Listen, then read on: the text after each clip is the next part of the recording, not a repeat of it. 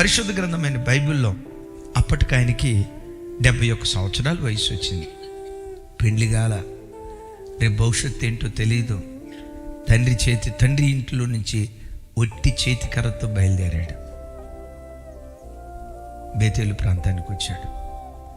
జీవితం అంతా తలపోసి ఉంటాడు. దేవా, 71 సంవత్సరాల వయసు వచ్చిందయ్యా, ఎందులో నేను స్థిరపడలేకపోయానయ్యా, ఇంకెంతకాలం బ్రతుకుతాను, రేపు నా భవిష్యత్తు ఎలా ఉంటుందో.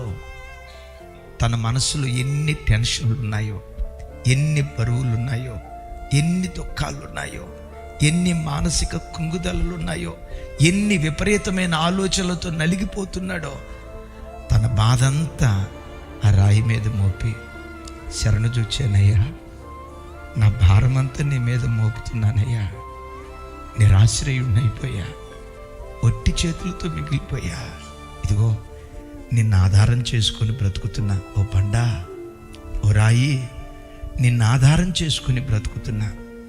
నాన్న విడిచిపెట్టినట్లుగా నువ్వు నన్ను విడిచిపెట్టవు కదూ, అమ్మ విడిచిపెట్టినట్లుగా నువ్వు నన్ను విడిచిపెట్టవు కదూ, నా తోబుట్టువులు విడిచిపెట్టినట్లుగా నువ్వు నన్ను విడిచిపెట్టవు కదూ. నా భారం అంతా నీ మీద మోపుతున్నానని రాయిగా పిలువబడుతున్న యేసు క్రీస్తు మీద యాకోబు తన భారమంతా మోపాడు.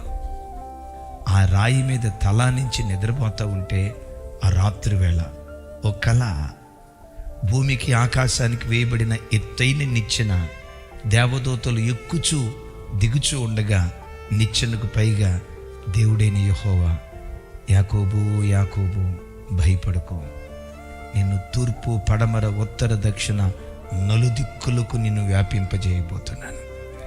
నీ సంతాన మూలముగా భూలోకములో ఉన్న వంశములన్నీ ఆశీర్వదించబడతాయి. నువ్వు వెళ్ళిన ప్రతి చోటకు నేను తోడై ఉంటాను, నిన్ను గొప్ప జనాంగంగా మార్చబోతున్నాను అన్నాడు.